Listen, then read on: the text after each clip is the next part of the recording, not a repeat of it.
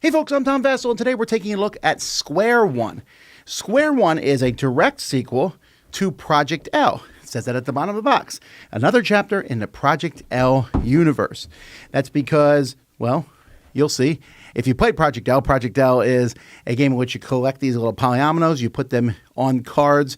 When you finish that card, you turn it in. It is a great introductory game for many people, a great family weight game. Let's take a look at Square One. This game's all about different pieces. You can see all the different pieces in here. And the yellow is the basic piece, which on it is a 1. Then the green is a level 2. Then the orange is level 3, although blue's also level 3. They show different polyomino shapes, but they're just a single tile here. And so everyone's going to start with 2 yellows and a green. One person goes first, and we keep going to the end of the game is triggered. Now, the way the game works is on your turn, you have 3 actions. One action can simply be taking a yellow piece from the supply. Another action can be taking a sequence from the market up here. So there are 2 rows of sequence, whites and blacks. Whites are easier to do, and blacks are harder, but blacks will give you victory points when you complete them, while a white sequence will simply just give you another tile as a bonus when you complete them. You can also place a piece in one of your sequences. So as you're building sequences, I want to, put an orange piece here. I want to put a yellow piece here, but I have to do them in order. I have to do the orange piece first. So because I don't have the orange piece, then I'm going to have to merge some pieces together. So I can take this yellow and green here, merge them together to get this orange piece as one of my actions. Then I can take an action to put that there, take an action to put that there. When I finish the sequence, I get the reward. I'll either keep the card if it's bonus points, or here I take the piece, and I get my pieces back.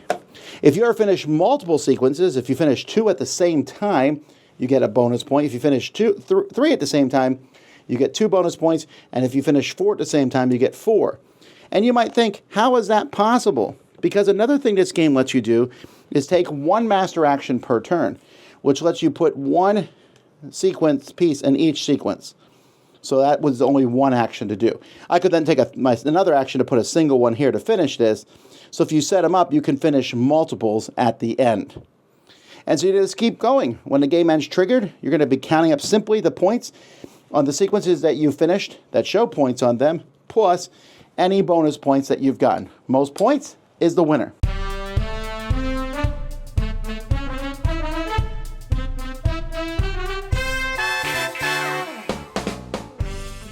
Square One's components are fantastic. There's nothing like taking those pieces, that plastic, and sliding them in the 3D cards. Each of those cards, they fit in, they slide in. It comes with great player aids. Everything fits nicely into this box. My only problem with this box, the same as Project L, is that if it's on your shelf, it doesn't really look that great. It says Square One, and I guess that's kind of classy, but also makes less people pull it off the shelf. And I have stats to prove this at the Dice Tower events. Project L doesn't get pulled off the shelf that much. Here's the thing with Square One's gameplay. Games do not exist in a vacuum. Whenever I review a game, I have to kind of take an effect whether games are out there. And in this sense with Square One, I have to take into effect that Project L exists. Says it's set in that universe. Yeah, sort of. They are so similar in how they play. I mean, you have the same 3 actions for the most part. The biggest differences are they differentiate it between the sequences a little bit more. In this one, some give bonuses, others give points only. And in Project L, there was a little mixing of that. So you might have got some points on some of the smaller ones, etc. They also have the bonuses. They're going to give you points for finishing something first. So the other big difference, though, is that this is no longer polyominoes. In the other one, you simply had to fill something in. So you would sit there and go, what pieces will help me fill this in best? And there was a little bit of that kind of tactile thing. So if you didn't like that, you're going to like Square One better. I just can't imagine that there's that many people out there. There was something fun in Project L about putting these pieces in and filling it in and saying, in this one, the L fits perfectly. I have an L. Which of these out here will the L piece fit in best? Here, they all have these polyominoes on them, which means literally nothing other than that you need the piece to finish a sequence. I should say another small change about this one is some of the sequences Sometimes they'll ask for 2 pieces or one of another, which I think, again, is simulating the polyomino thing, but who cares? So I just can't see any reason to have both in your collection. And when I line them up side by side, each time I'm picking Project L first because I like the polyominoes. The bonus thing in this one's nice, if you finish multiple sequences at the same time, but you already want to finish multiple sequences at the same time because that helps you go through the game faster and get more things. So that's neat, that little addition, but I don't think it's enough to pull this up. I don't know that I'm ever going to play Square One again because if anyone suggests it, I'll say, or we could play Project L. And that's kind of a weird thing to me. It just feels like they kind of went very lateral. It doesn't even feel different enough, let's compare it to other games, like Carcassonne, Ticket to Ride, etc., where they have different maps, and you're like, wow, there's a whole new map. This feels very different. Square One does feel different than Project L, but only in the fact that they got rid of the polyominoes, and you have to do things in order.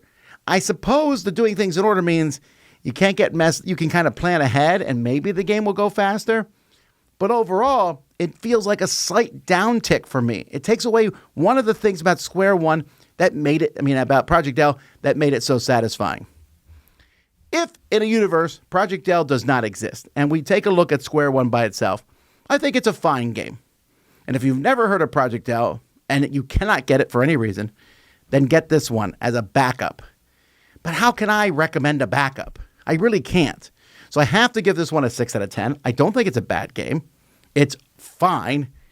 And maybe I would even say good. But I still miss that polyomino, putting them in. It was very satisfying. It's not nearly as satisfying just dropping some squares in. It's a good introductory game, though. Square One, I think that some people will enjoy. So you decide which one you would like to get. So there you go, folks. That's Square One. I'm Tom Vasel, and you've been watching The Dice Tower.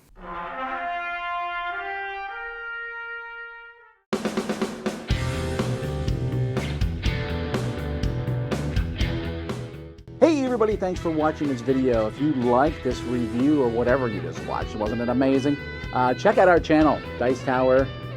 We have all kinds of things. We review games, we do top 10s, we play games live. It's all about board games, but especially the people who play them. Check out Dice Tower YouTube channel.